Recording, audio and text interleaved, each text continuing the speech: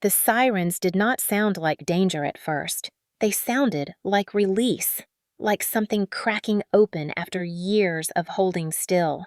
Red and blue blurred across my vision, not sharp, but swimming the way holiday lights smear across a wet windshield in December. Cool air rushed through the mask against my face, every breath thin and shaky, as if my lungs were learning how to be mine for the first time. Hands moved around me firm, but gentle, guiding, supporting, asking nothing. A voice, calm and steady, dipped into the fog around my head. "Rowan, stay with me. You are safe. Safe." The word pressed against old bruises in my mind, not on my body, and for a moment I did not recognize it. Safety in my world was something you performed, not felt. I tried to swallow, and my throat tightened as if all the unsaid things in my life were lodged there.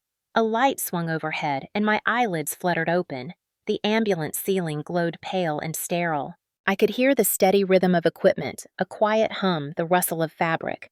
No shouting, no corrections, no careful tone pretending to be love. Just presence. Another voice lower asked questions I could not quite track.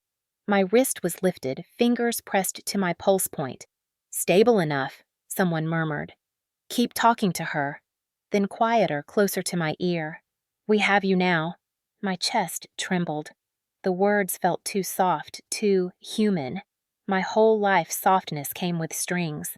My whole life being held meant being shaped. A fragment of memory flickered.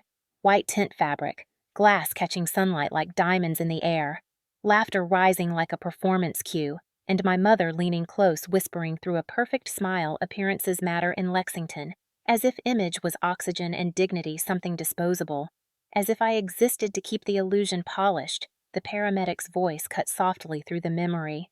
"Rowan, can you hear me? Tell us what happened." What happened? A question like a door creaking open in my chest. My lips parted before I understood the shape of the truth.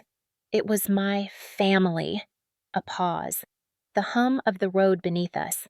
A tightening in the air. Another breath thinner. It started with a car. The moment the words left me, I almost wanted to laugh. Not because it was funny, but because it sounded so small for a life so heavy. A car. As if this story had anything to do with leather seats or shiny paint or keys passed like crowns. It was not the metal that broke me. It was the years before it. The years of silence offered like obedience. The years of shrinking so others could shine. I saw flashes behind my eyelids. Ethan's smirk that practiced confidence of someone raised to believe the world applauds on command. My father's controlled jaw disappointment sharpened into discipline. My mother's perfect posture pearls catching the light voice gentle only when eyes were watching. And me, the girl who walked carefully through a house where love was measured in usefulness and worth, was earned through quiet sacrifice. A tremor ran down my arm.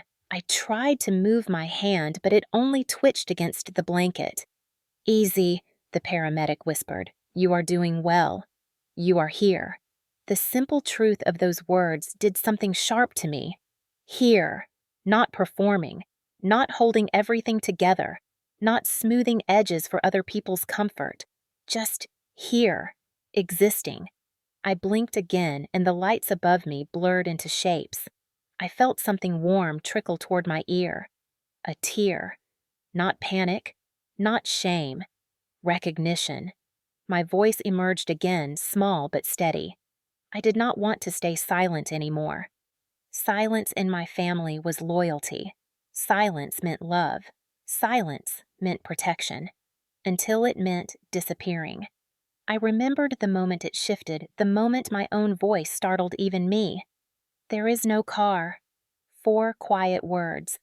4 threads pulled from the fabric of a perfect family picture. 4 words that shook a room built on polished surfaces and unspoken rules. I felt my breath catch. My ribcage tightened. The paramedic noticed and adjusted the mask slightly. "Slow breaths, Rowan. You are safe." That word again. This time, something inside me did not resist it. It curled around the edges of my fear like hands guiding a child across a busy street. I am safe. The thought felt unfinished, unfamiliar. Maybe safety is not a dramatic rescue. Maybe it is a beginning. The ambulance slowed. Brake pressure hummed beneath me. The back doors swung open and cold night air washed in crisp and honest, carrying none of the rehearsed warmth of my childhood home. For a second, my eyes caught the sky, dark and vast, nothing like the narrow ceilings where I learned to make myself small. They rolled me forward under bright hospital lights, and I realized something as clear as winter air. I had not fallen apart. I had finally stopped holding everyone else up. As the stretcher entered the ER, my fingers curled slightly, not in fear, but in something new, claiming, becoming. The quiet part of me, the part that had whispered through years of polite smiles and careful nods, finally spoke without trembling. I am not going back. Morning light in Lexington always looks soft from the outside, as if the sun takes extra care with houses like ours, brushing past white shutters and manicured hedges with gentle approval. Inside, though, the air feels colder than the autumn wind that sweeps maple leaves across the driveway. I wake before anyone else. Not because I have somewhere to be, but because habit formed long before I understood why certain daughters never really sleep deeply. The house is quiet in that heavy way expensive homes get, where silence is meant to signal peace, but instead feels like tension holding its breath. I pad down the hardwood hall feet, careful out of instinct, past framed photos that tell a story we never lived. Ethan in his lacrosse jersey. My mother in floral dresses at charity events, my father shaking hands with local officials, me always just somewhere to the side, smiling invisible in plain sight. Downstairs in the kitchen, the coffee machine hums to life, programmed at precisely 6:30 by my father, who trusts routines more than people. The granite counters gleam the copper pots above the island, polished like armor. A bowl of fresh fruit sits arranged perfectly, though no one in this house touches bananas unless guests are coming. It is the kind of kitchen people compliment the kind they imagine laughter living inside. Yet the only sound now is the faint murmur of NPR Morning Edition drifting from the living room. My father sits in his usual armchair posture, immaculate glasses low on his nose, navy robe tied neatly like a uniform. He does not look at me when I step in. His attention is fixed on the radio host discussing rising tensions somewhere overseas and a segment on economic shifts. He exhales through his nose a controlled sigh that suggests disappointment in a world that refuses to follow his standards. Social decay everywhere, he mutters, shaking his head slightly. People have lost discipline. The word discipline lands in the room like a familiar command. To him, discipline is loyalty disguised as order. To me, it always tasted like quiet fear. I pour coffee, my movements measured. I know he expects greetings with perfect tone and timing, but today, I wait. I let the silence stretch. For a moment, his eyes flick toward me, narrowing just enough to register my pause before he turns back to the radio. My mother enters moments later, phone in hand, bracelet chiming softly as she scrolls. Her smile is gentle and polished, the one she saves for social settings, even when no one but us is here. Garden Club brunch this Saturday, she says, as if I asked, voice lilting. Dress code is pastel. She says pastel with reverence like it is scripture. Her group chat notification pops up briefly, and I glimpse the title, Lexington Moms Elite. They always choose names that sound like social clubs but operate like quiet kingdoms. I imagine them in their tennis whites and pearls, sipping iced matcha and discussing school board politics as if it is national security. My mother barely lifts her eyes when she adds, also, remember to look presentable this week. We have neighbors who pay attention. I do not respond. She continues scrolling, murmuring little perfect phrases. So happy for the fundraiser numbers? So tasteful. Love that coat. Meanwhile, my father clears his throat subtle but sharp. Rowan College is fine, of course, but stay close so you can help the family. His voice is gentle, but the meaning is not a suggestion. It is expectation layered in velvet. The air thickens. I sip coffee because swallowing feels safer than speaking. Ethan appears next, hair perfectly messy in that curated way boys learn from private school hallways. He moves with the confidence of someone raised to believe applause is inevitable. Hey, Coach texted me about the alumni brunch. I might skip class to go, he says, tone casual, assuming automatic approval. My mother beams. Of course, dear opportunities like that matter. Connections. My father nods once without looking up, as if endorsing a stock trade. Ethan glances at me briefly, a smirk tugging at the corner of his mouth, practiced superiority in a single expression. You look tired, he says, like an observation, like a compliment. I do not give him the reaction he wants. He shrugs and asks our smart speaker to play his playlist. Alexa, volume up. A moment later, my mother snaps. Alexa, lower volume. The command slices the air like a knife disguised as etiquette. Everyone in this house speaks softly, but every word carries weight. The speaker dims, the house returns to its curated hush. The mood stays perfect on the surface, yet underneath there is constant measuring. Am I aligned? Am I obedient? Am I making life look easy? Outside, joggers pass with golden retrievers and reusable Whole Foods bags, and the world sees a picture postcard life. Inside each of us holds our breath in the space between spoken expectations and unspoken consequences. I take another sip of coffee, watching steam lift from the cup and fade into nothing. Something inside me feels like that steam, rising, dissolving, yet carrying heat. A pressure builds in my chest, the faint hum of a truth forming teeth. Today feels like another day in a life choreographed to please, yet under the veneer. I feel movement quiet, but undeniable. Pretty house, pretty lies. Emotional ice everywhere. But ice cracks when seasons change. And in the quiet between each breath, I know winter in this house is ending whether anyone here is ready or not. I used to believe houses like ours meant you were doing life correctly. White trim hydrangeas that stayed blue all summer, a front porch that never creaked. Childhood in Lexington came with rules long before I could name them. Speak softly, smile politely, stand straight, be useful. And above all, never make the family look anything less than perfect. We never said the mantra out loud at first, but I heard it in the air like a weather system. Kellers don't embarrass themselves. My father especially lived by it, his pride wrapped around Ethan the way sharp suits wrapped around his shoulders. From the moment Ethan could walk without wobbling, my father told anyone who would listen that his son was destined for Dartmouth, maybe Harvard, if he sharpened his drive. He said it over holiday dinners in line at Starbucks, once even to a hardware store clerk who only asked if he wanted help finding nails. There was a certainty in his voice, like he had already seen a future where Ethan carried his last name into the kind of rooms he believed mattered. I remember being 5 the first time I heard someone say the word legacy. My father was on the phone pacing the study. His tone was firm, confident. Yes, Ethan will follow tradition. The Keller men always do. I sat on the edge of the rug with my crayons drawing something I thought looked like sunlight. He did not notice me there. I waited for my name, some part for me in this script he was writing. None came. When he finally saw me, he gestured at the crayons. Do not make a mess. Then he turned away again. I did not know what legacy meant then, only that it did not belong to me. The world loved Ethan quickly. Teachers called him bright, energetic, full of potential. Neighbor moms adored his polite hello, always loud enough to hear practiced until natural. My mother brushed his hair before school, the way people polish trophies, fingers, gentle voice coated in pride. When I was 7, I had my first skating lesson at Lars Anderson. I remember the cold air biting my cheeks, the way my breath fogged around me like a tiny cloud.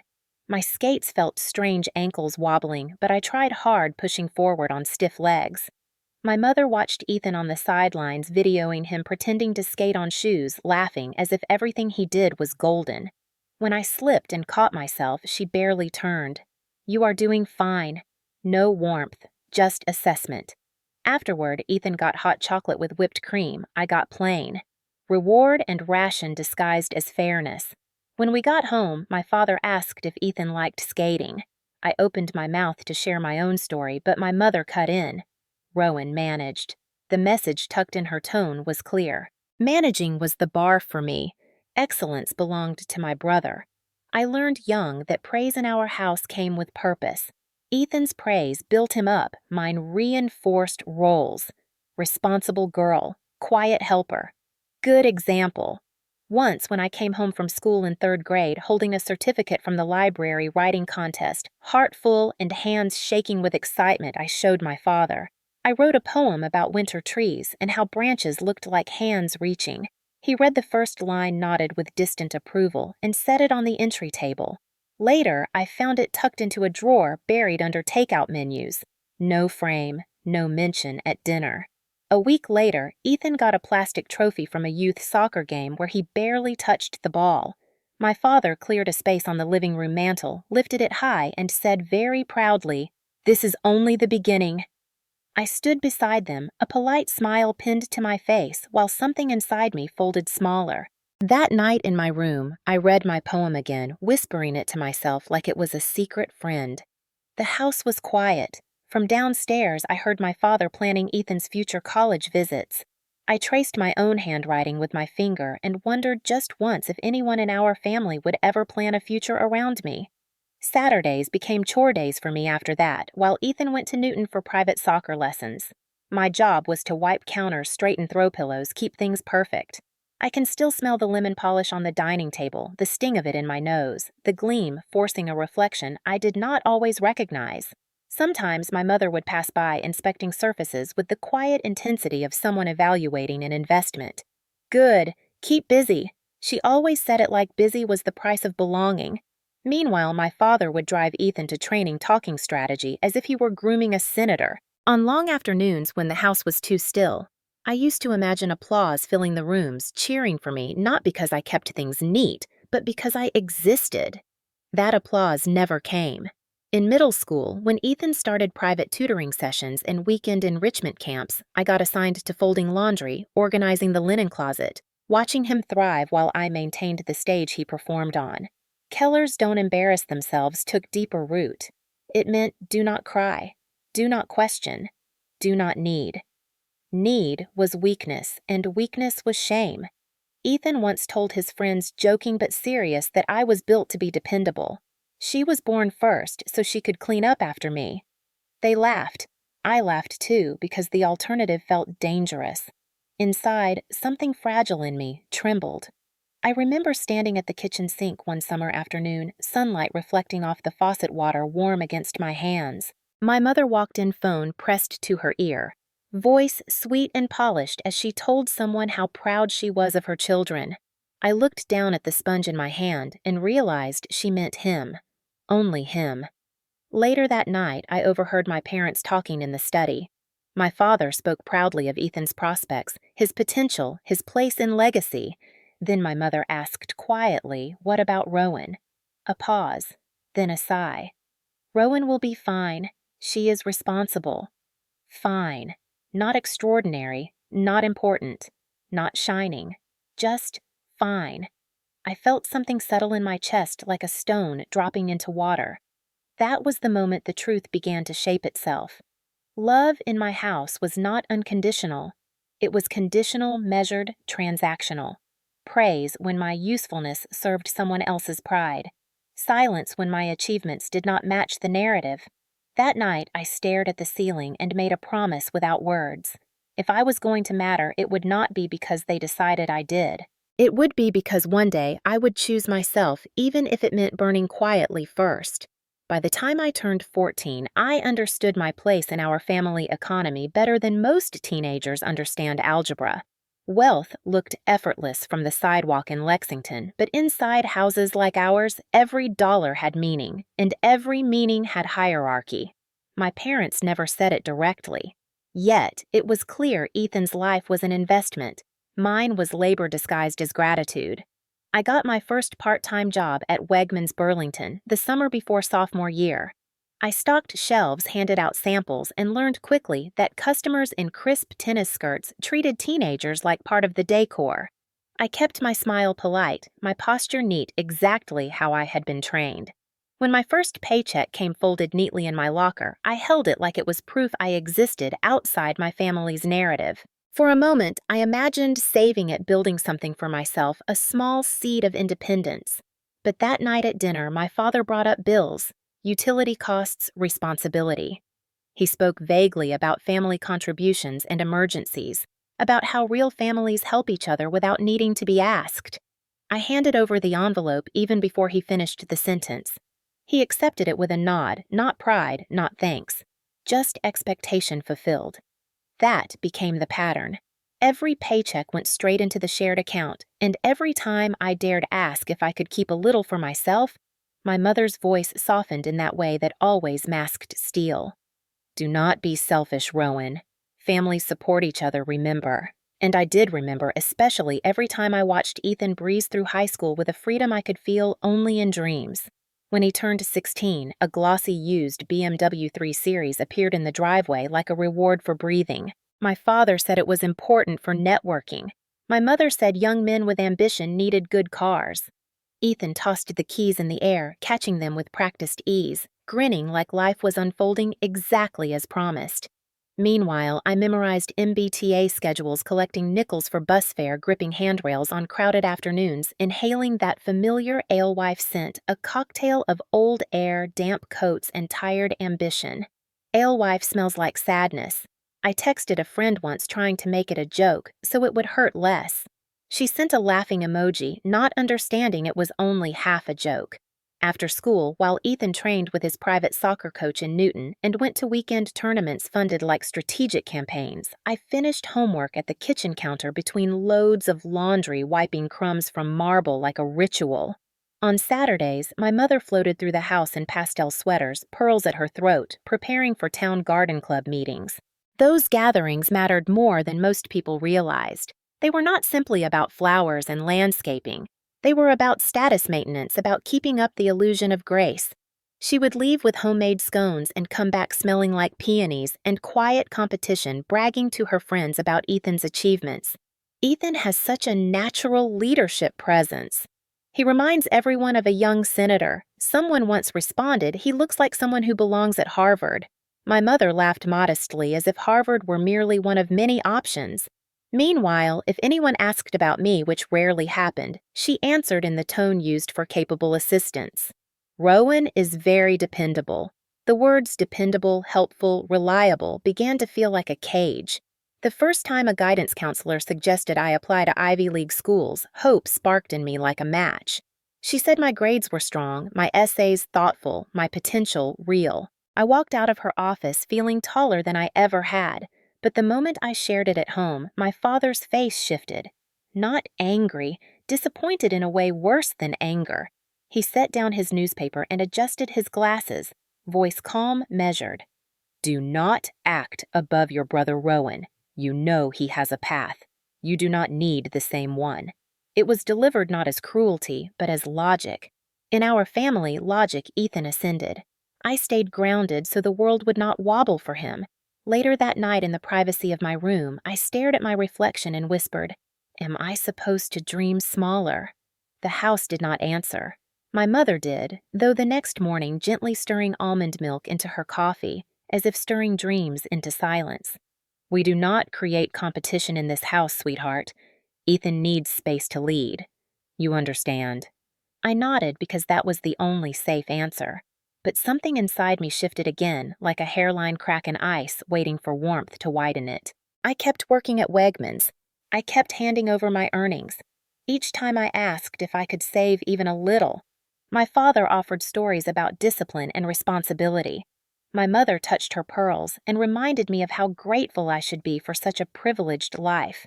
Privilege can be a quiet prison when it demands gratitude instead of autonomy. I learned to hide my frustrations behind perfect posture and politeness. On late evenings taking the Green Line home, I pressed my forehead against the window and watched the world outside blur. I imagined a life where I walked through Boston not as someone passing through, but as someone who belonged, where I could buy a bagel at Davis Square without calculating what I owed my family, where someone looked at me and saw more than reliability. At school, I was the girl who remembered deadlines, who organized group projects, who kept chaos at bay. Teachers admired my steadiness. Students assumed I did not need help. Meanwhile, Ethan coasted, catching praise like confetti, confident that someone else would always sweep up the mess. Once, during junior year, he failed a math quiz and brushed it off. My father spent an hour on the phone, arranging a private tutor, then took him out for burgers, as though crisis had been narrowly avoided. When I brought home straight A's, my mother smiled distractedly and asked if I could pick up dry cleaning. It still amazes me how easy it is to shrink when no one ever makes room for you to grow. Yet in moments waiting for the bus in winter breath turning to frost and toes numb inside discount boots, I would catch myself imagining escape. Real escape.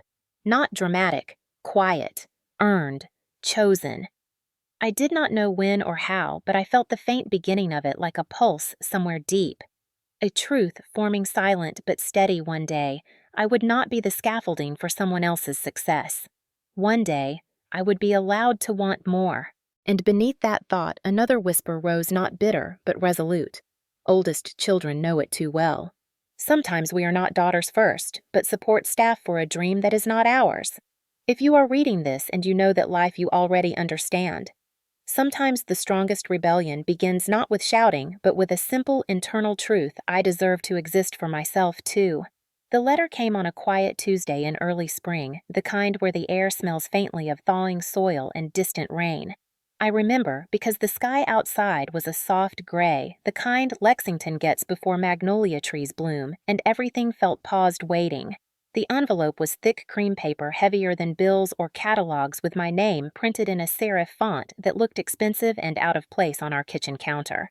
Rowan M. Keller. Not Miss, not a household name like on holiday cards. Just me.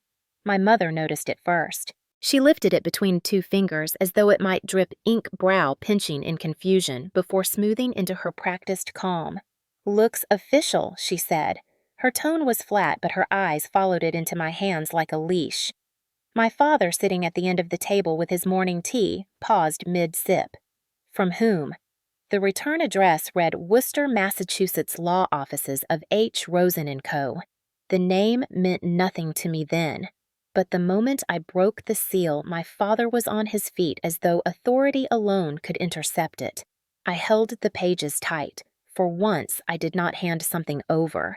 The attorney's letter was formal structured, but one sentence cut through the legal language like a bell ringing through still air. Your grandfather, Mr. Samuel Keller, designated you as sole beneficiary of his personal trust. My heartbeat stuttered. Grandfather, my father's father. A quiet man with winter blue eyes who used to send me handwritten birthday cards with 2 crisp 20s tucked inside. I had not seen him often, but when I did, he looked at me like he saw all the parts of me my parents never bothered to notice. The letter continued. Funds to be released at age 24 unless hardship clause is invoked earlier. Trust independent of family holdings. Designation final and not contestable. My mother's face shifted in micro-expressions that would have been invisible to anyone else. Surprise, offense, calculation. My father's reaction was sharper. This must be an error. His voice was calm, but frigid, the tone he used when a waiter set the wrong fork. He reached for the letter. I stepped back. Something inside me, small but sudden, said, Hold. The attorney's note explained that my grandfather believed in individual foundations, that he wanted one Keller child to build a life without obligations shadowing it. The words might as well have been a confession. He saw the truth. He saw the imbalance. He knew. My mother broke the silence first, her voice syrup-sweet with poison underneath. This complicates things, she murmured, as if generosity toward me was a logistical inconvenience. My father paced once, then twice, then stopped hands behind his back like he was addressing a boardroom. Family money supports family plans. The phrase landed heavy, not supportive, controlling. My breath hitched as truth threaded itself into my understanding. It was never about flourishing. It was about belonging only under terms they decided. My mother added, Your grandfather had good intentions, but he did not understand the demands we shoulder here. We will manage this wisely, sweetheart. We, meaning them, manage, meaning take. I folded the letter, closed fingers, careful heart loud in my chest. It was the first time I saw my mother drop the performance mask completely. Behind her smile was fear not of hardship, but of losing command. My father began outlining a plan like it was already decided. We will move the fund into the family account temporarily. When Ethan applies to Dartmouth, these resources will be essential. He spoke my grandfather's gift into existence as Ethan's right, just like everything else. My mother nodded, already smoothing logistics in her head. We can consult the estate advisor, and Rowan will continue contributing to the household as always. Continue. As always. My rib cage tightened. Their plan was simple. Absorb the trust. Redirect the future. Pretend fairness. Beneath all that veneer, the translation was blunt. What is mine is theirs, and what is his is sacred. Ethan walked in halfway through their quiet, plodding lacrosse bag slung over one shoulder, cleats dangling. He noticed the letter, raised a brow, then smirked. Congrats, I guess. Try not to mess it up. He said it the way someone would joke about a scratch on a borrowed car, not knowing the engine had just changed hands. My father put a hand on his shoulder. We are ensuring everything stays aligned, son. The word aligned echoed like a warning. I looked at them, composed, well-dressed, perfectly sure of their place at the top of a ladder I never asked to climb. For the first time, I did not feel small. I felt separate. The room felt colder, quieter, but my thoughts were strangely steady, as if my mind had stepped into a larger space. The trust was not just money, it was validation. Someone who had nothing left to gain saw me, believed I would need protection, not privilege. He knew silence in our house was not peace, but currency. That gave me something I had never held before: leverage. My mother noticed the shift in my expression. Her voice dropped, smooth but firm. You will do the right thing, Rowan. I nodded, because nodding had always been the safest answer. But inside, something uncurled. A spark. Not rebellion yet. Recognition. Maybe I would no longer accept the fate they chose. Maybe I would not stay where duty was demanded but love withheld. That night, I read the letter again alone.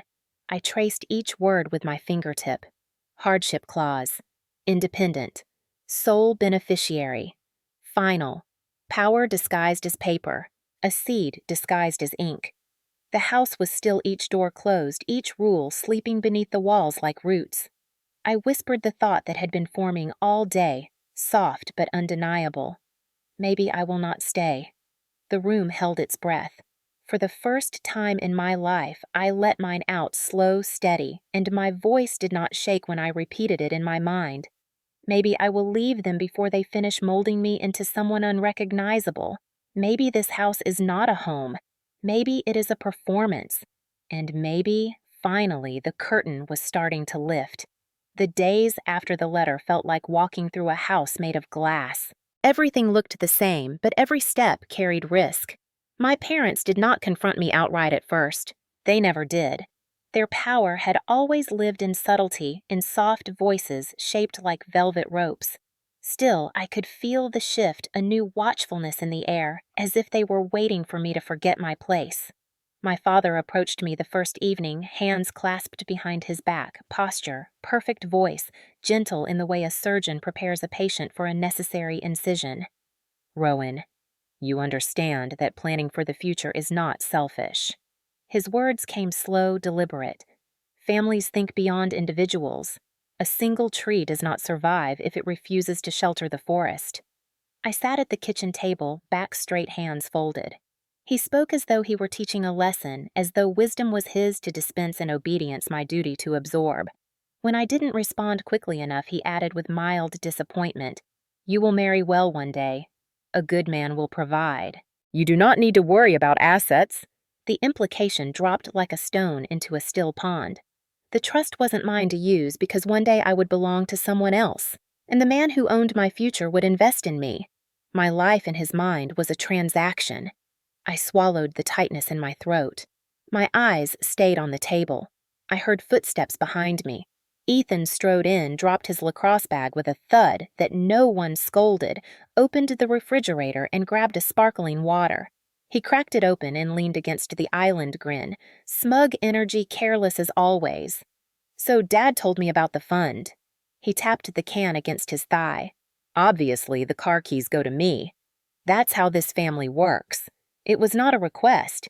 It was inherited certainty passed down like eye color. My father didn't correct him, didn't remind him it wasn't his decision. That silence was its own message. Ethan took a sip, smirk widening. You're lucky to be part of all this. Some people would kill for the opportunities you get just by being born here. I looked at him, then really looked. The boy I grew up with, the brother I once shared cereal bowls and snow forts with, now staring at me like I was a resource, not a person. You should be honored to help me. He said it casually, as though generosity flowed only in one direction. He left before I could respond, tossing the can into the recycling metal, clinking like punctuation.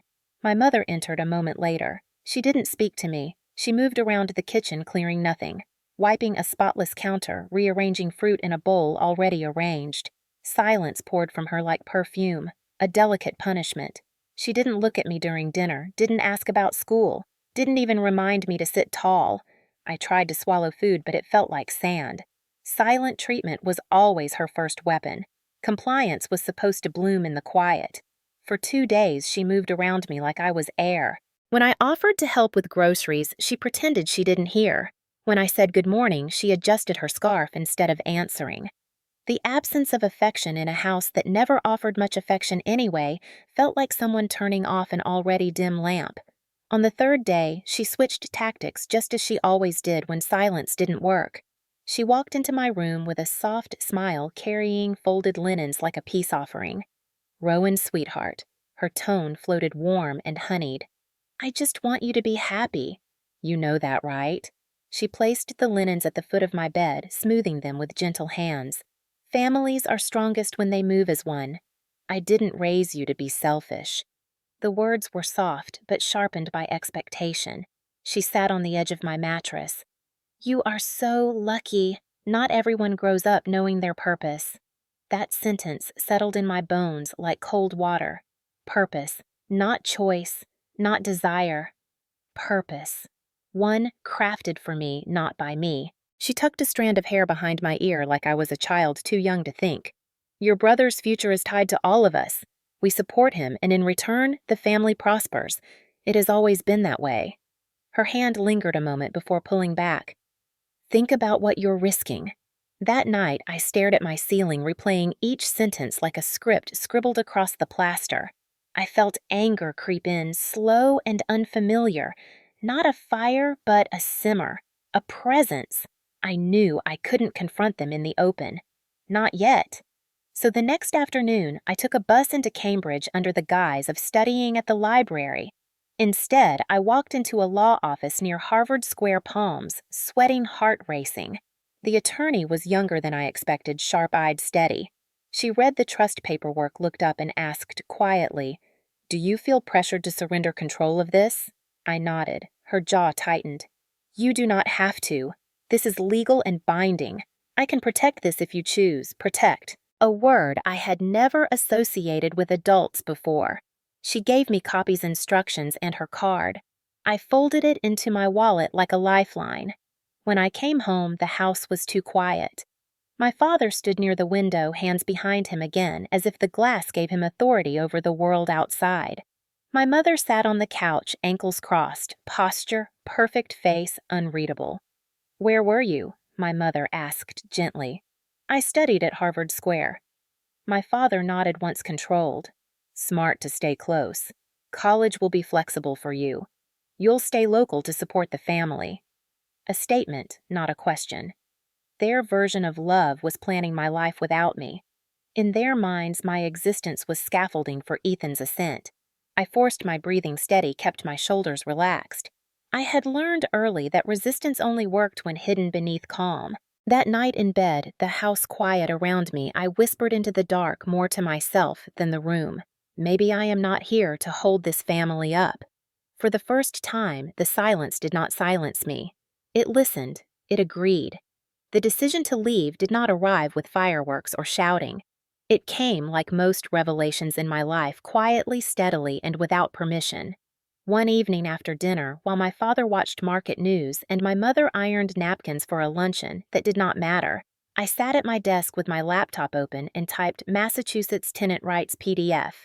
I read each line slowly like scripture for survival. Terms like protections, retaliation prohibited, and right to privacy felt unreal, like they belonged to another universe where daughters did not have to ask permission to exist. I downloaded the document, saved it under a folder labeled History Notes, and moved it to a flash drive. I memorized the tenant hotline number the same way other girls memorized locker combinations. Knowledge was not rebellion, it was armor. The next day, I went to Trident Booksellers and Cafe on Newberry Street, a place that smelled like ink and comfort, and people who lived without monitoring. Students typed papers, tourists thumbed through guidebooks, and two older women discussed memoir drafts over chai lattes. I ordered black tea and sat by the window, pulling out a notebook I had bought with coins I kept tucked in a shoebox. On the first page, I wrote exit strategy. Then I started listing what I needed: documents, bank account, phone, place to go, plan for belongings, emotional readiness. Under that, I wrote, some daughters become soldiers quietly. I underlined it twice. Watching other people live freely had always felt like looking at life through glass. That day, the glass thinned. The next afternoon, while my parents assumed I was at the school library, I took the Red Line to Somerville and walked into a credit union. The teller smiled without the tight politeness I was used to, and for a moment I felt shy, unsure how to accept kindness when I had only ever learned performance. Opening the account took 15 minutes. Handing over my ID felt like claiming a piece of myself no one could reassign. When I walked out with paperwork and a debit card tucked inside a crisp envelope, a breeze cut across the sidewalk, sharp but clean. Freedom did not smell like flowers. It smelled like cold air and possibility. I kept moving. I bought a prepaid phone at a CVS in Porter Square, paying cash, the plastic still warm from my palm when I slid it into my backpack. My hands shook not from fear, but from the thrill of building something they couldn't see. At Goodwill in Cambridge, I found a small Navy suitcase for $6. The zipper stuck a little, but it worked. I paid cash again, then took the receipt and ripped it into tiny pieces at the bus stop, letting the scraps fall into a city trash bin like confetti no one cheered for. Back home, I hid the suitcase in the back of my closet behind winter coats. Each small act stitched courage into my ribs. Every lie I told to protect my movements felt less like deceit and more like oxygen. I began riding Route 2 under the guise of school errands, watching familiar sidewalks pass as if they belonged to someone else's story. I got off in Alston, where triple-deckers leaned like tired friends and students walked in clusters with backpacks and takeout containers. It wasn't glamorous, but it was alive. I toured small apartments with chipped counters and old radiators, imagining a bed, a plant on the windowsill mornings without judgment. The leasing agents barely looked at me twice, assuming I was another college girl trying to carve out a life the world had not yet folded. One showing was in a building where the hallway smelled faintly of curry and laundry detergent, and the window in the bedroom faced brick, but I looked at that tiny room and thought I could breathe here. It was enough to imagine. Each night, I returned home before sunset, slipping through the door with my backpack light, but my chest heavy from secrets I finally chose for myself. My mother would comment on my timing, her tone curious in the way someone checks a gate latch. "Out late today, sweetheart." I smiled gently and said homework, knowing she preferred the performance of studious daughter to the truth of independent woman forming in silence. In the bathroom, with water running to mask sound, I Googled how to file 209A restraining order, MA. The page loaded with state seals and official language. The reality that Massachusetts law acknowledged situations like mine felt like a hand reaching through fog. I didn't know if I would ever need it, but knowing it existed felt like a second key in my pocket. Some nights lying in bed staring at the ceiling, I imagined walking out with no note, no goodbye, just air filling my lungs free of oversight. But part of me still feared the confrontation, the questions, the disappointment disguised as virtue. So I planned slowly. I practiced answers I might give. I need space for school. I want to try living closer to Boston. I just need to grow. None of those would satisfy them. They did not raise a daughter. They groomed an heirloom. Yet each time I stepped off the bus in Harvard Square or Alston, I felt something loosening inside, like a thread sliding from a knot. In the evenings at Trident, I watched a woman in her 50s in a cable sweater write pages with soft determination, and I wondered if she had once done something brave no one saw. Maybe she had walked out of a house like mine. Maybe she had learned that quiet is not obedience, it is preparation. One week after opening the credit union account, I received a text on my burner phone from the Harvard Square attorney. "Whenever you are ready, we will protect the trust." The words settled into me like warmth under skin. I saved the message, then deleted it from the home screen, letting the knowledge live in memory rather than evidence. My life looked unchanged. To anyone watching school chores, polite smiles. But underneath roots of defiance were threading deep. I did not slam doors or shout. I held my voice like a blade hidden not to hurt, but to cut a path. Some daughters become soldiers quietly. And every quiet step I took built a battleground where I finally belonged to myself. Birthdays in our house were never just celebrations. They were performances curated like museum exhibits, polished until no real breath remained. Ethan's 18th was the pinnacle of that perfection theater. By 9 in the morning, our backyard looked like a wedding venue disguised as a coming-of-age party. A white tent stretched across the lawn, scalloped edges fluttering in the mild Lexington breeze. Long tables covered in crisp linen ran end to end, each set with gold-rimmed plates and champagne flutes for the adults. A catering team from Cambridge arranged trays of lobster rolls, mini crab cakes, charcuterie boards that looked too fragile to touch. Balloons in navy and white, our family colors as if we were a private school, arched over the walkway. I stood on the patio holding a glass pitcher of lemon water, pretending my hands weren't trembling. My mother adjusted a floral centerpiece for the 5th time, her pearls catching the morning light. "Remember," she murmured without looking at me, "appearances matter." It was her gospel and our prison. Ethan bounded down the steps from the deck, wearing a crisp white polo and the North Face jacket draped over his shoulders like a young politician surveying his kingdom. He fist-bumped a teammate who had arrived early in a black Audi, laughing loudly confident in the way only boys raised to believe the world adored them could be. Cars kept pulling up Lexus SUVs, silver Mercedes, one Porsche that drew approving glances. Perfect parents in pastel attire walked across the lawn holding gift bags and offering air kisses. Mother's friends from the Lexington Moms Elite Group chat whispered greetings. "Garden Club brunch next week," one cooed. "We must all bring dahlias." "And sundresses," another added, adjusting her designer sunglasses. "Pastel palette," Meredith said. They pretended not to notice me except for a stiff nod here or there. I carried drink trays, arranged napkin rolls, and smiled on cue like staff who happened to share DNA with the hosts. Around 11, my father approached me in his tailored blazer, NPR tone, calibrated voice low. "Rowan." He placed a small white envelope in my hand. "Hold this. You will give it to Ethan later during the toast." Inside, I felt no weight. Empty. Paper masquerading as promise. Keys I asked quietly, though the question tasted bitter. He offered a proud half-smile, symbolic for now. Visuals matter, meaning the illusion mattered more than truth. My fingers curled around the envelope. I wondered whether he noticed my knuckles blanch or whether daughters in this family were expected to make their bones disappear. Guests trickled in, filling the space with curated laughter. More boys arrived, varsity jackets, boat shoes, haircuts that matched perfectly. One mother leaned toward another by the raw bar and whispered just loud enough for me to hear, "Rowan always looks tired. College must be stressful." The other shook her head softly. "Poor thing. Supporting a rising star isn't easy." They both glanced at Ethan posing for photos, sun catching his perfect profile. He raised his glass in a practiced gesture, laughing with politicians in training like he had already shaken hands on the Hill. My mother motioned for me sharply. "Smile," she hissed under her breath. "You look pressed." I lifted the corners of my mouth the way an actress lifts a prop. "Better," she said, before floating away to greet the family arriving from Weston. Dad called to Alexa from the kitchen door to lower the volume as he checked sports updates. The irony stung. Alexa had heard every brewing argument in that house, every quiet command, every disguised warning. Lower volume felt like the motto of my youth. Lower your voice. Lower your presence. Lower your needs.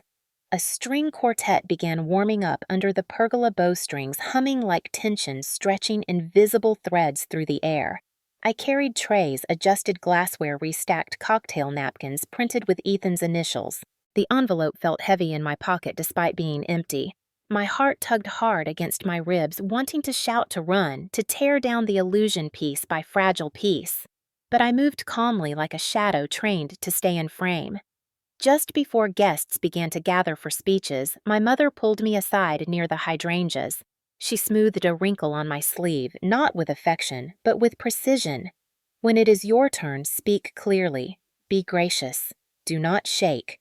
Her fingers dug into my arm, slightly disguised as guidance. "This day is important. Do not shift attention." "I understand," I whispered, though inside something was rising steady and unstoppable. She nodded, once satisfied she had sculpted obedience. "Good girl." The phrase landed on me like dust, light, insulting, temporary. As she walked back toward the crowd, I exhaled. My chest ached, not with fear anymore, but with the weight of what I knew was coming. The tent lights flickered in the afternoon sun, sparkling like false stars. Ethan laughed loudly again, accepting compliments, clapping shoulders, winking at girls who giggled behind manicures.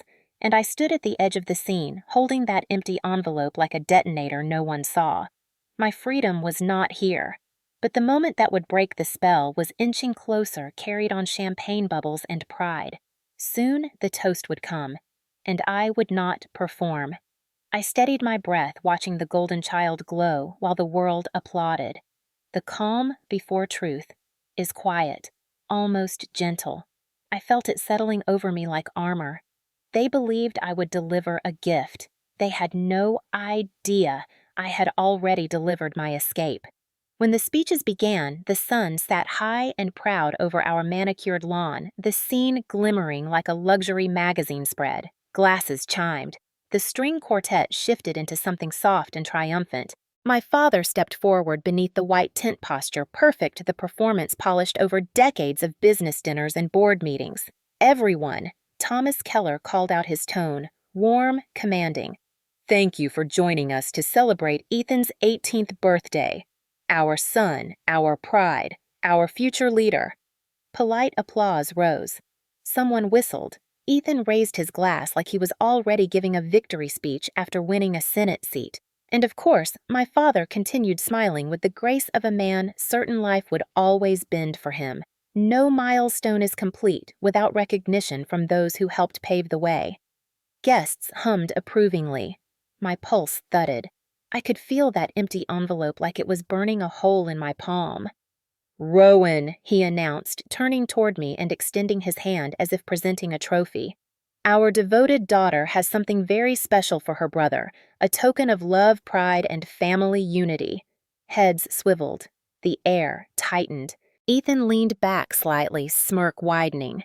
"Don't embarrass yourself," he muttered low enough only I could hear. He thought it was a warning. It was permission. My fingers did not shake. I stepped forward slowly, every inhale measured, feeling the moment stretch like clear glass about to shatter. Before I speak, I said calmly, "I need everyone to listen." My mother's smile froze. Ethan's expression flickered confusion like static under arrogance. "There is no car," I said. The words landed like a pebble dropped into a silent lake, soft at first, then rippling outward. Murmurs rose. A champagne flute was set down too quickly, glass clinking. I continued, voice steady, quiet enough they had to lean in loud enough I could never be silenced again. "The trust money is legally mine. It was never for a BMW. It was never for him." Someone gasped. Another whispered, "What?" Trust phones lifted, recording like hungry eyes. Ethan blinked, stunned, then scoffed. "Are you serious right now? This is pathetic."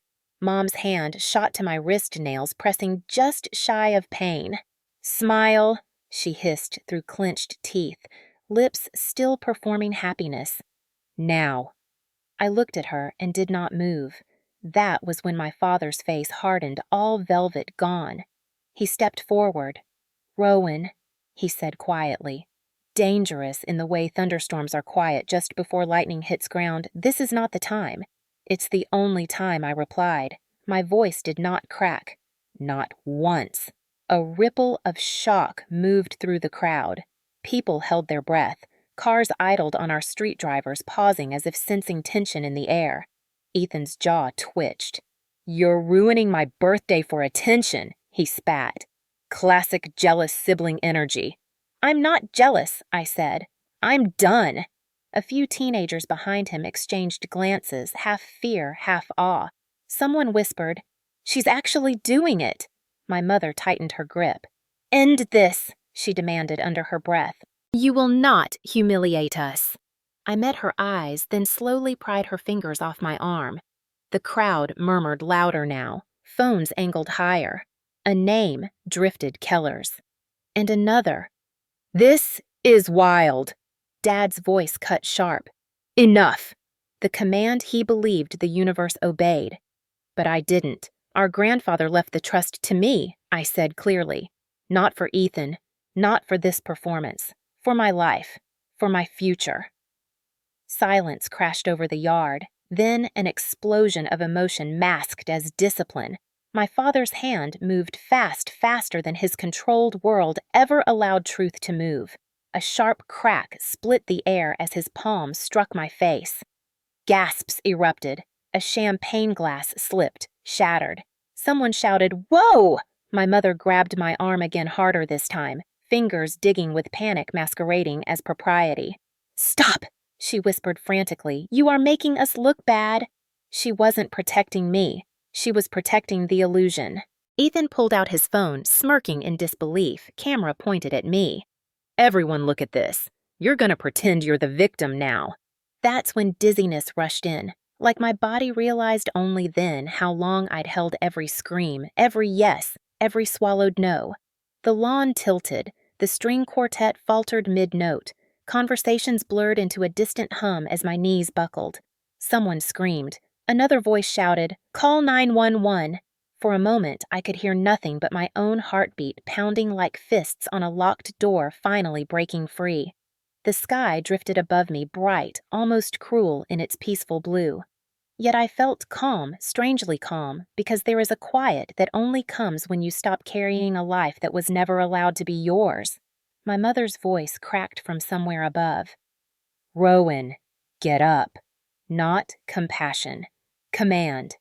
My father's voice followed low, seething. "Pathetic." Guests stood paralyzed. Some recorded. Some stared. Some whispered with a mixture of horror and relief, like watching the truth. They never had courage to speak, finally roar to life through someone else's lungs. Faintly, I heard footsteps pounding across the patio. "Move! EMTs are coming!" Someone yelled.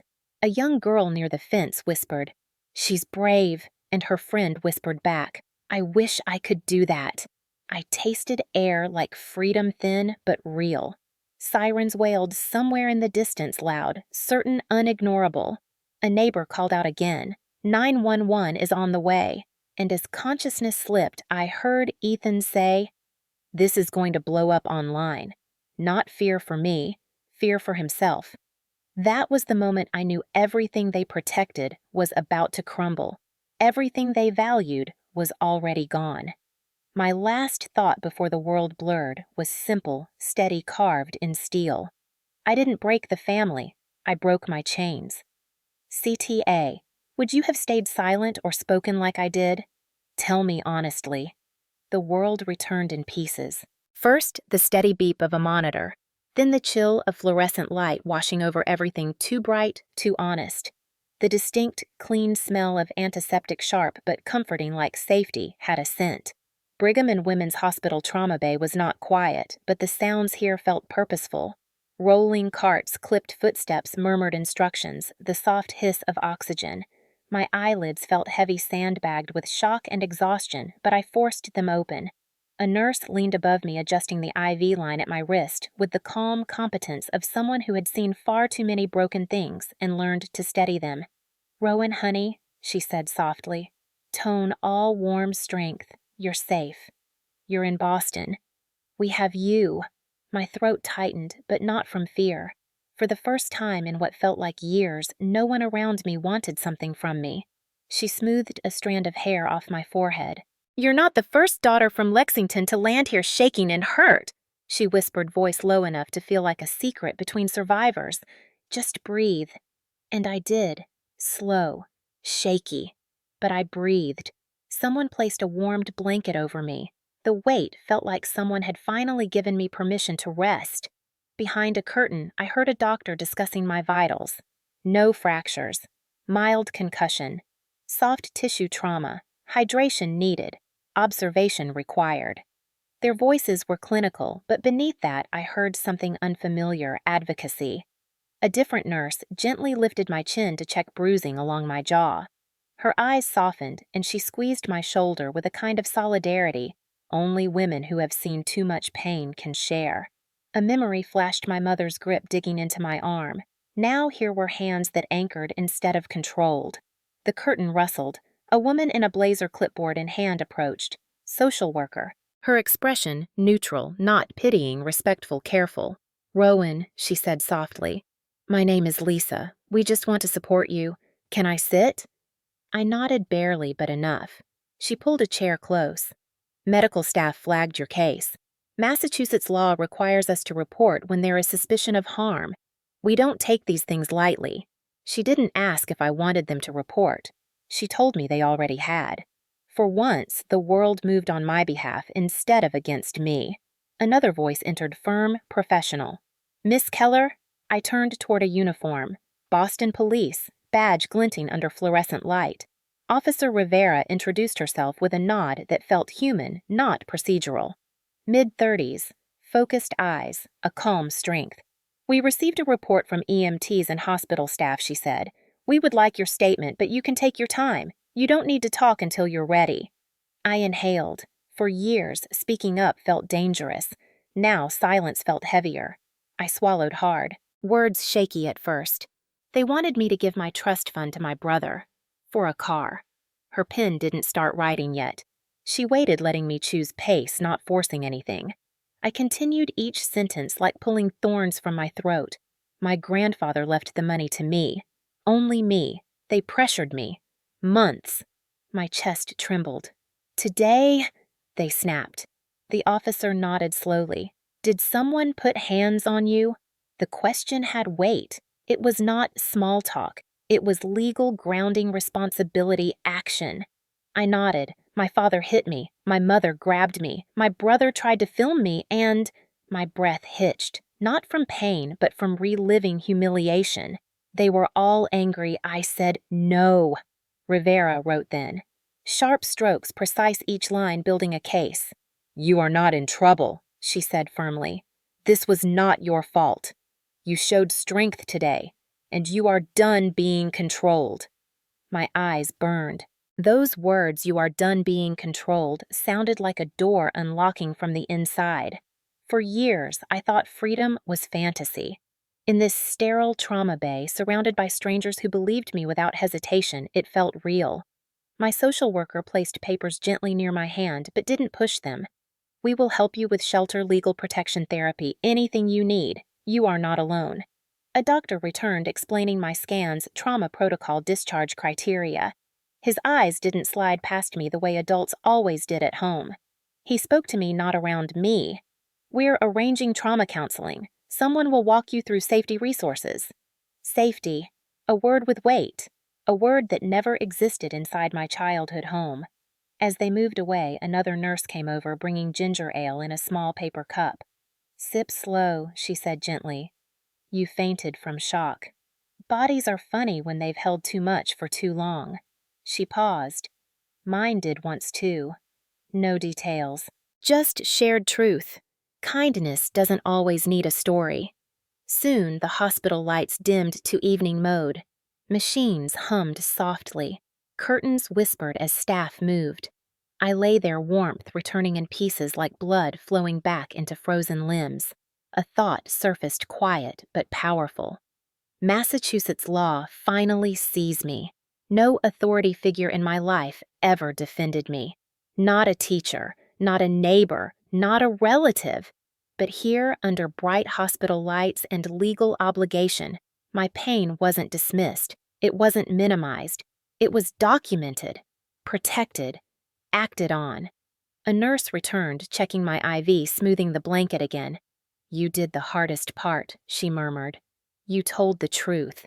I exhaled, long, trembling, but whole. For the first time, silence did not suffocate. It soothed. Freedom didn't roar. It whispered. And in that quiet, I felt it the beginning of a life not controlled by fear. A life where my voice mattered. A life where saying no didn't break me, it saved me. The trauma bay lights flickered softly overhead like a promise. I wasn't going back, and I never would again. The next morning, I woke to the soft shuffle of hospital staff changing shifts, carts, rolling voices low and steady. My head still felt wrapped in cotton, but my thoughts were clearer. It was the first sunrise in my life where I didn't feel like I owed everything to someone. Officer Rivera returned clipboard in hand, hair pulled into a clean bun, the kind of posture that carried both authority and empathy. "Rowan," she said gently, pulling up a chair. "Judge approved a temporary restraining order this morning, effective immediately." My breath caught. Not fear this time. Relief. She continued. "Your parents and brother are legally prohibited from contacting you, approaching you, or attempting to influence you. They cannot enter the hospital. They cannot call. They cannot use someone else to contact you. Violation results in immediate arrest." Her tone was matter of fact, but beneath it, I sensed pride. Pride that someone found courage to walk out instead of collapsing under legacy and expectation. "They will be allowed one supervised visit to collect your belongings," she added. "Police presence required." My ribs loosened. For once, law belonged to me, not them. A knock at the curtain. My lawyer stepped in suit, slightly wrinkled tie, undone a fraction from the rush of early morning filings and courthouse corridors. "Rowan," he said with a soft exhale, almost like seeing me upright was proof this battle had been worth it. The hardship clause triggered automatically due to documented safety concerns. "The trust funds are now under your sole and protected access." His briefcase clicked open. Papers clean and official slid onto the side table. "No one can claim authority over it. Not guardianship, not parental oversight. Their legal rights to your finances are severed." My lungs filled with air I didn't realize I'd been starving for. "It's done," I whispered. He nodded. "It's yours. Fully. Permanently." He glanced at the monitor as if checking that my heart wasn't bursting from finally being affirmed. "You don't owe them explanation. Or access." The memory of my father's voice flashed. "You will learn respect." But here in this room, that sentence dissolved like fog burning under sunlight. The lawyer placed a folder in my hands. "Inside is your account information, protective instructions, and a list of emergency resources. You're not walking blind. You are walking out powered." I traced the edge of the folder with trembling fingers. Years of being told I was selfish, ungrateful, dramatic, all shattered by a signature and a stamp. A nurse approached with discharge paperwork and water. "You can stay another night if needed," she offered, "but you do not have to. Freedom in both directions." The kind that asked how I wanted to move, not where I was expected to stand. My social worker returned, giving me a tote bag with clothes soft clean donated by some quiet angel in hospital staff. She spoke gently. "We'll escort you out when you're ready. A cab voucher is included." "You have housing planned?" "Yes," I nodded. "A temporary place." She smiled like someone who had seen girls crawl from fire and choose to walk into sunlight. "It won't feel temporary for long." When they left, the room softened into stillness. I sat there holding legal papers, hospital bands still around my wrist. I touched them lightly, not ashamed, not traumatized, marked, proof. My body wasn't evidence of weakness. It was evidence I survived a world that demanded I stay quiet. I stood slowly, legs unsteady, but mine. My feet touched the floor, cold tile against skin grounding me. This was the first step I had ever taken without someone else's expectation tied to it. A nurse passed by and paused. "Lightheaded?" she asked. "Just new," I said. She smiled knowingly. "Freedom is dizzying at first." She was right. It felt like learning gravity all over again. I dressed, sweatpants, soft cotton shirt hair pulled back gently. No makeup, no perfection mandate, just a person walking out, not a daughter returning home on command. As I signed the last discharge line, Rivera handed me her card. If they try anything, she said firmly, you call. You don't hesitate. You are not obligated to manage their feelings, their image, or their reaction.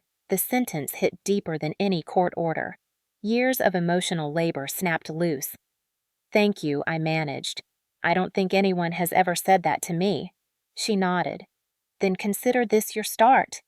I stepped out of the ER doors, a tote over my shoulder. Legal papers pressed to my chest, morning Boston air cool against my face. The city moved fast, cars rolling, students walking, nurses grabbing coffee between shifts. Life continued. And for the first time, I was part of it, not trapped behind expectations like a doll in a glass case. I closed my eyes, inhaled, exhaled.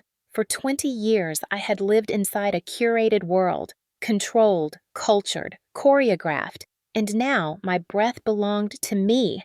My choices belonged to me. My future belonged to me. I didn't walk away from family. I walked toward myself. And for the first time, I wasn't afraid of who I would become outside their walls. I felt the air shift clean, cool, promising. Freedom didn't scream. It whispered steady and sure. You're free now. The cab dropped me off in Alston just after noon, the city buzzing with its usual symphony of sirens, laughter delivery trucks, and college kids hauling laundry bags down cracked sidewalks. My studio apartment sat on a sleepy side street off Harvard Ave, the kind of place where paint chipped in charming ways and bikes leaned against railings like tired companions. The building smelled faintly of coffee grounds and old hardwood, and when I unlocked the door, the space greeted me with quiet possibility. One window, one radiator, one small sink. Silence that didn't threaten but welcomed.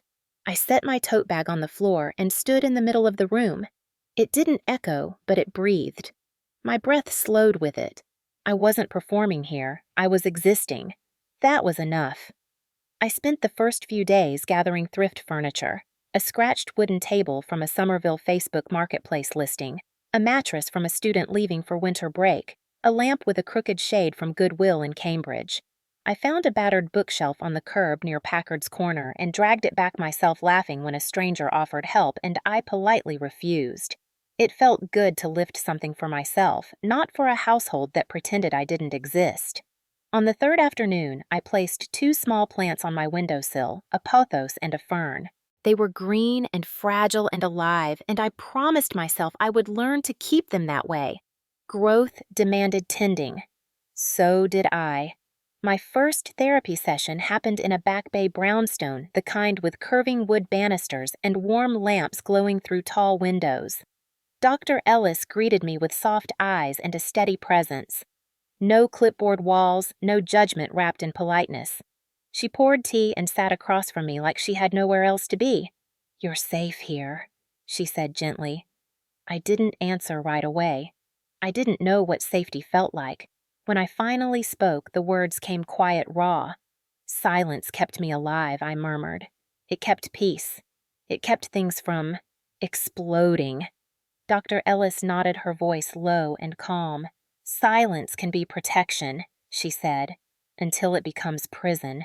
Something inside me cracked, not painfully like a window opening. I didn't cry, but my hands trembled and she didn't comment, didn't stare. She just waited. Patients aren't rushed in healing, only performers are rushed in perfection. After therapy, I stopped into Dunkin' like a real Boston resident, not a suburban mirage. $1 coffee, no elegance, just warmth. It tasted like normal life. It tasted like something earned, not displayed. On the walk back to the tea, I passed a group of students joking on the sidewalk about delays. MBTA is a personality test, one said. It tests your will to live. Another laughed. I smiled, small but real. My life was not curated now. It was ordinary. It was messy. It was mine. Some nights, I sat cross-legged on the floor, journaling by the lamplight pages, filling with unfamiliar declarations that felt like truth learning how to walk. I am a person now, not a role. I am not the glue. I am not the background. I am a beginning, not a resource. I slept deeply for the first time in years. No footsteps outside my door signaling scrutiny. No air so tight I had to shrink to fit inside it. The first morning I woke slowly instead of bracing for correction. I lay still and let sunlight paint lines across my blanket. Freedom didn't feel like fireworks. It felt like breath that didn't tremble.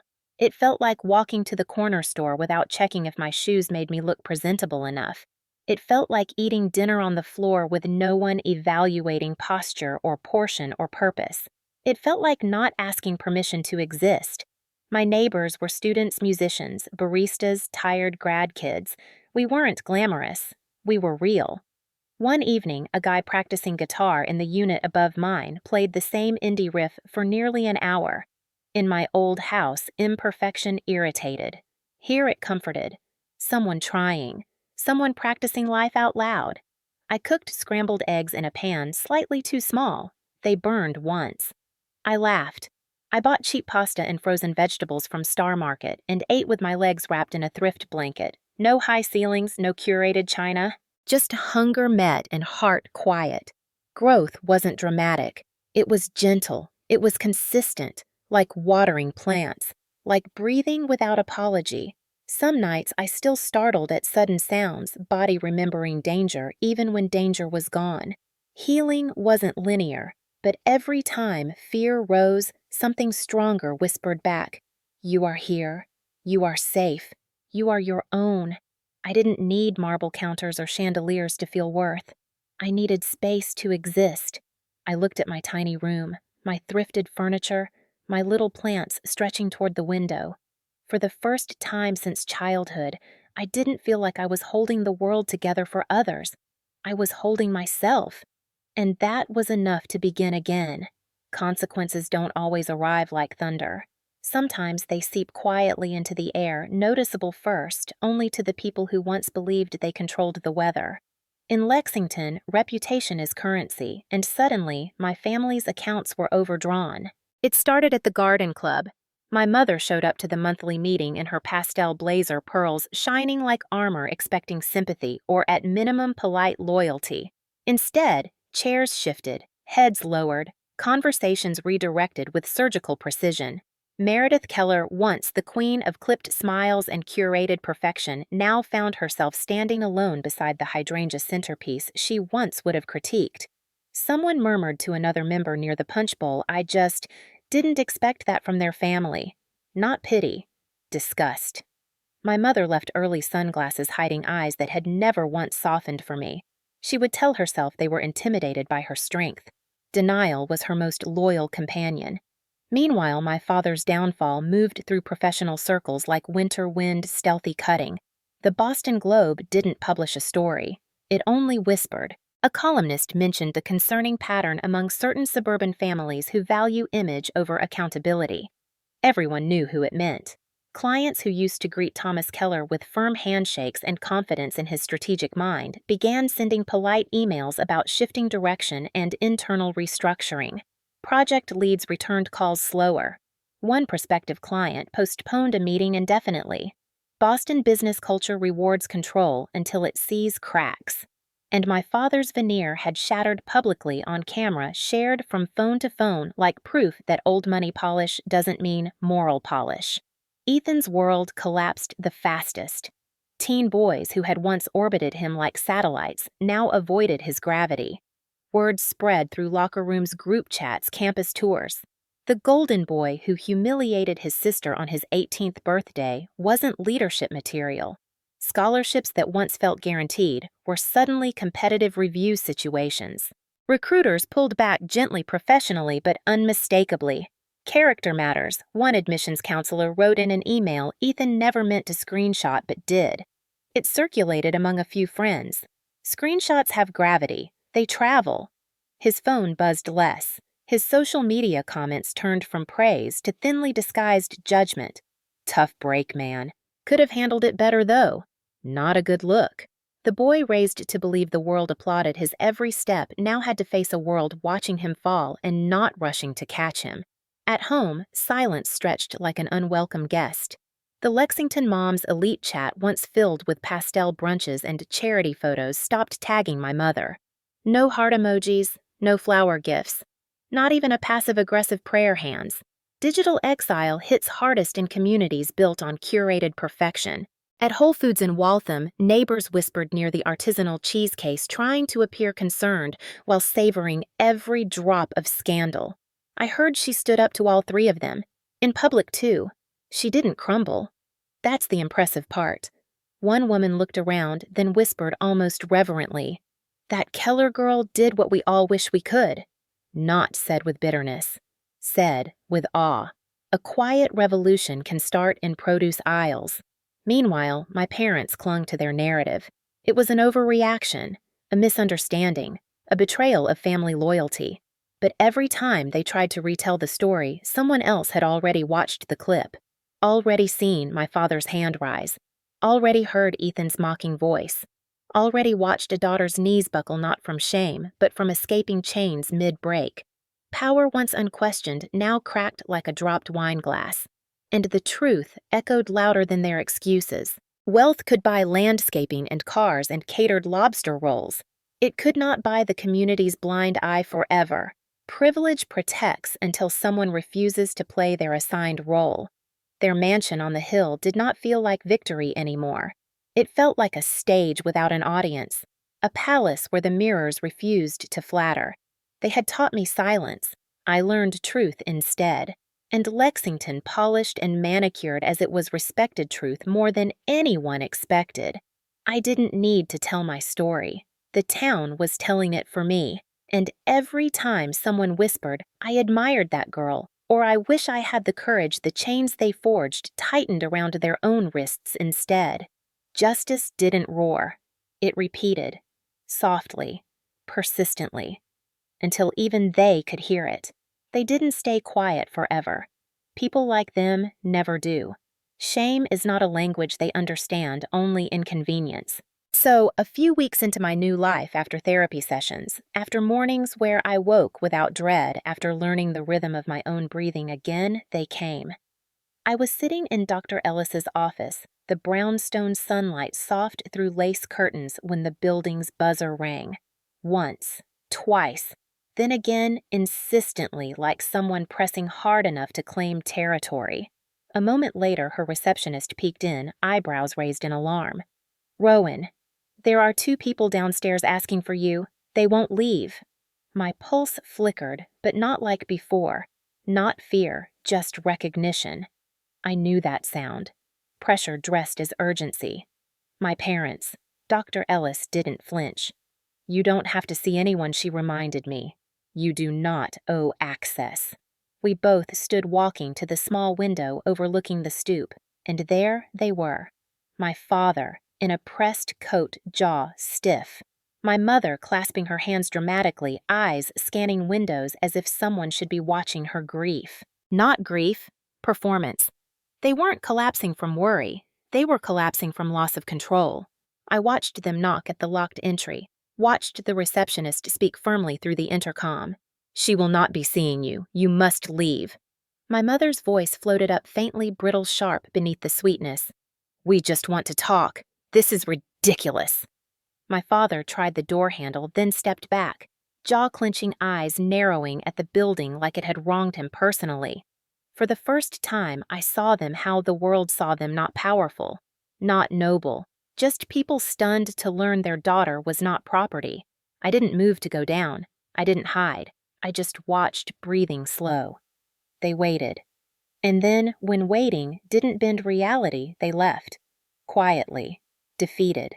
The door downstairs clicked. The city moved on. I sat back down, and Dr. Ellis didn't ask how I felt. She didn't need to.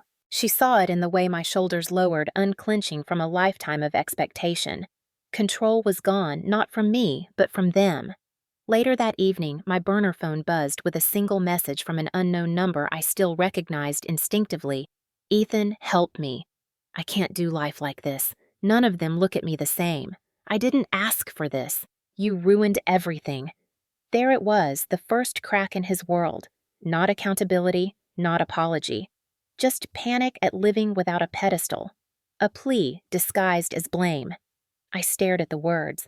The brother who inherited everything attention, praise, ease, now asking for rescue because the spotlight burned when it wasn't flattering. For a moment, an old reflex tugged at me. Fix it, smooth it, save him. Be the responsible one. Be the glue.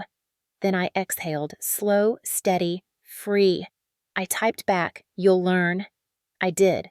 No insults, no gloating, just truth. I hit send, then blocked the number.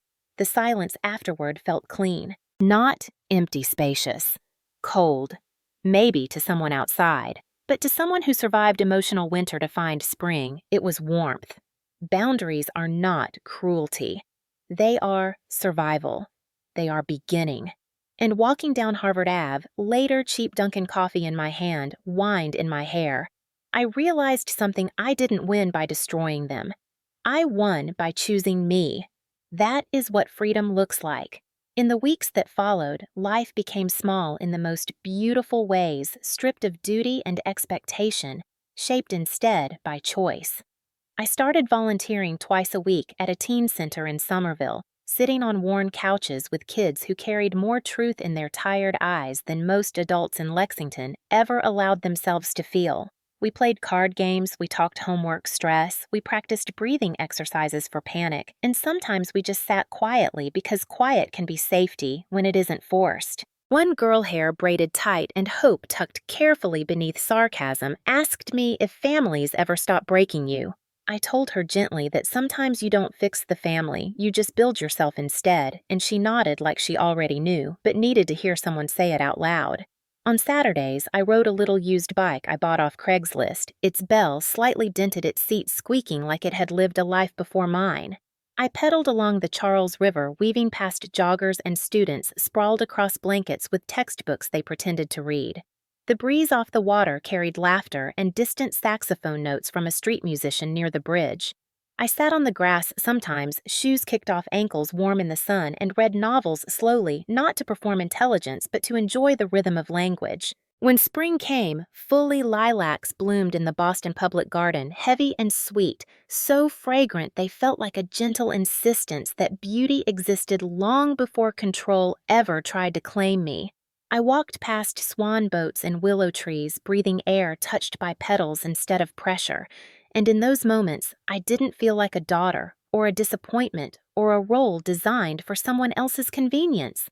I felt like a pulse in the world, steady and real. Some afternoons, I sat by the river with my journal, open pen moving without hesitation now. I wrote not to escape, but to arrive. I survived. I wrote once, hand steady, heart steady sun warming the page. Now I live. No dramatic music swelled, no crowd applauded. But a bird landed near my shoe, unbothered and comfortable, and somehow that quiet acceptance felt louder than any praise I'd ever chased. Healing didn't look like triumph. It looked like breathing without shrinking. It looked like choosing peanut butter pretzels from Trader Joe's because they made me happy and not because they looked appropriate in a pantry. It looked like waking up to plant leaves unfurling, like hearing a bus hiss to a stop outside and feeling grateful, not trapped. It looked like smiling at strangers because my smile finally belonged to me. People think freedom is loud. Sometimes it's the gentlest thing in the world. A cup of coffee warming your palms. A river moving steady. Lilacs reminding you softness can survive anything. And in that calm, I stopped rehearsing my existence. I simply lived it. I never thought peace would sound like this. Not applause, not validation. Just the hum of a city living around me and the soft, steady rhythm of my own breath belonging only to me. No one demanding, no one shaping me. Just space, just life. And if you were ever the quiet child, the one who held every secret, every tension, every unspoken rule, so the world above you didn't crack, if you learned to be small so others could feel big, you deserve more than survival. You deserve mornings where your first thought isn't fear. You deserve softness that doesn't come with a price. You deserve to walk into your own life like it will hold you, not like you're trespassing. Healing isn't loud. Sometimes it's as gentle as noticing you're breathing without permission for the first time. If you felt this story in your ribs, if you ever carried a family on your back just to finally set it down, I hope you know you're not alone. Tell me where you're watching from. Tell me where you're starting over. None of us rebuild alone, not anymore.